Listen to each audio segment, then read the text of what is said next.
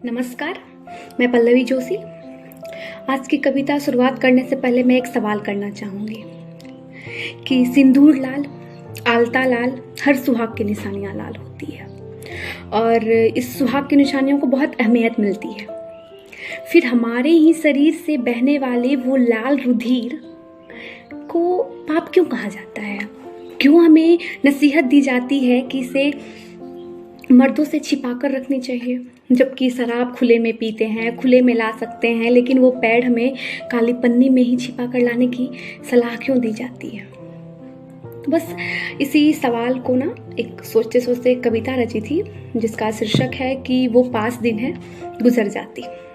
तो शुरू करती हूँ कि शर्माती छिपाती कमीज खींचकर पैजामे को ढकती, शर्माती छिपाती कमीज खींचकर पैजामे को ढकती, बस ऐसे ही वो 5 दिन है गुजर जाती, बस ऐसे ही वो 5 दिन है गुजर जाती।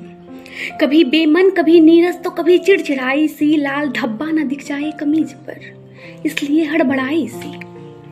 पेट दर्द, सर दर्द और कमर दर्द भी अब सही नहीं जाती, ऊपर से ये अचार मत छुओ, पूजा घर में प्रवेश मत करो, रसोई मत जाओ, नए कपड़े मत पहनो, श्रृंगार मत करो।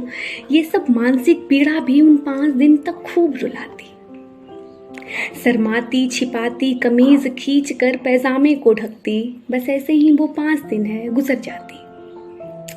25 दिन भगवान को खूब पूजती, अल्लाह को भी खूब याद करती, फिर उन 5 दिन उनसे दूरी क्यों बना लेती? उन 5 दिन ऐसा क्यों एहसास दिलाया जाता कि जैसे बस अलग है सबसे? और जब पापा और भाई पूछे इस दर्द की वजह, तो जुबान अपने आप खामोश हो जाती।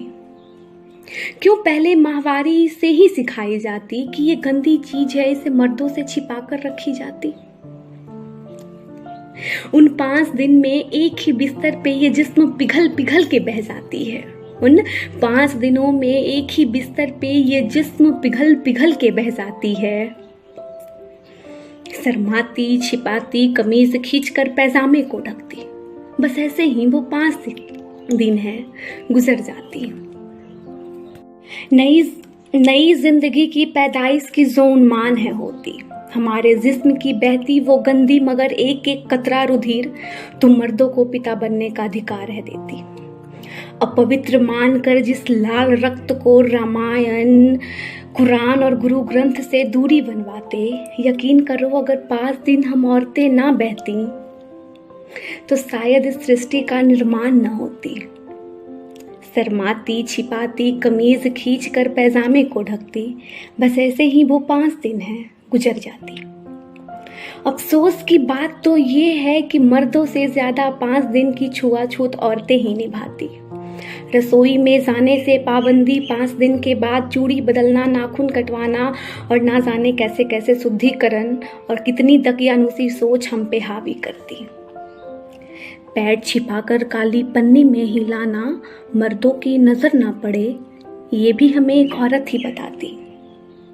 औरत होकर भी उस लाल रक्त को अशुद्ध मानती, बढ़ाती है वंश उनके ही वो लाल रक्त, फिर भी इस माहवारी को वो पाप कहती है।